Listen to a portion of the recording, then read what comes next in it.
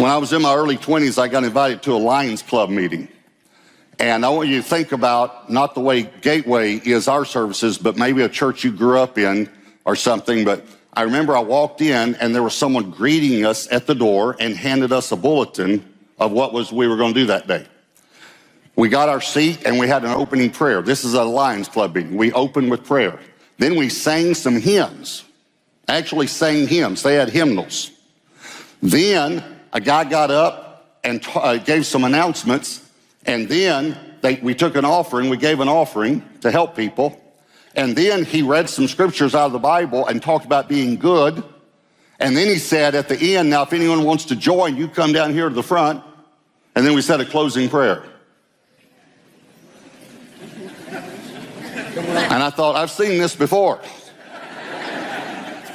And so I said to the Lord, Lord, what's the difference between a Lions Club meeting and church? He said, church is when the lion shows up.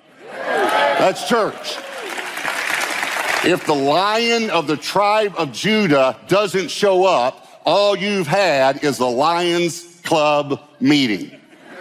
A bunch of people sitting around talking about the lion. But when the lion shows up, you've had church. That's the difference. It's the only thing that makes us different from any people in the world is the presence of God. And the presence of God is so strong when we gather together. There's an exponential factor that we're going to talk about on point 2 when we come together. And it's all through Scripture. On each point, I share a testimony to illustrate the point.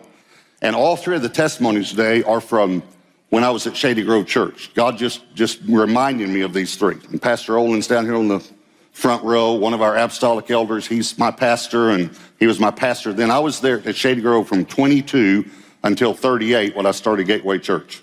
So I grew up in the Lord. You remember I got saved at 19. I was almost 20. So I went to Shady Grove when I was 22. So that's where I grew up in God and learned much of the things that I'm sharing with you.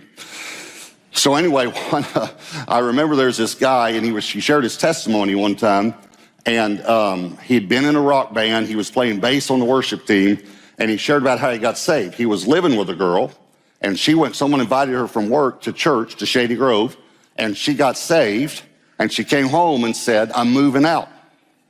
And no one at church said anything to her about it. She just knew in her heart, and he said, well, you moving out? She said, well, we're not married, and I'm not going to live in sin.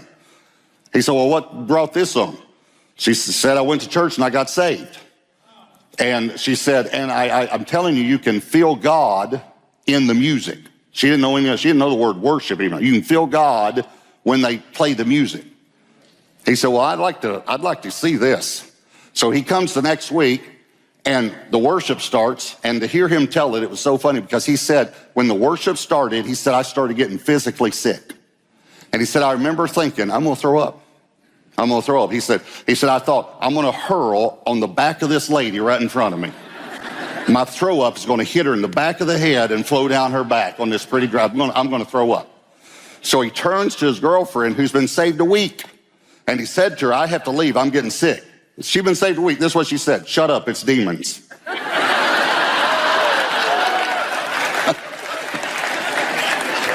Pretty good theology. She has demons. They're just trying to keep you from getting saved.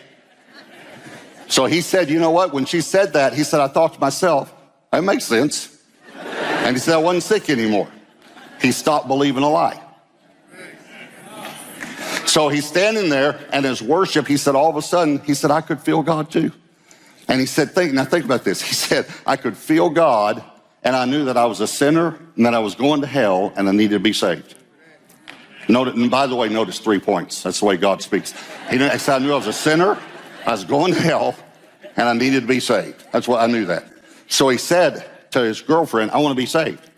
She said, well, in a little while, the pastor's going to get up. Pastor Olin. Pastor's going to get up, and he's going to say, if you're a visitor here and you want to get saved, then you come down to the front.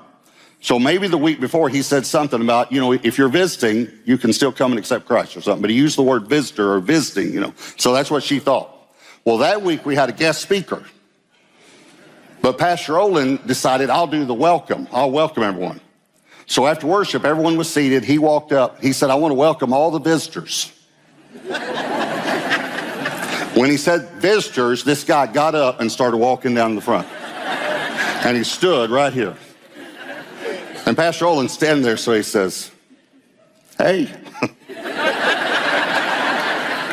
He said, can I help you? And this guy said, yes, sir, I'm a visitor.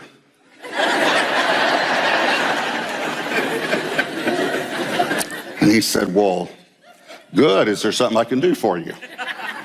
And he said, yes, sir. He said, I'm a visitor. He said, I'm a sinner. I'm going to hell. I need to be saved. I'm a visitor.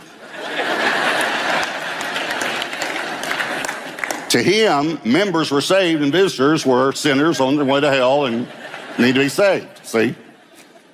So Pastor Olin led him to Christ right there.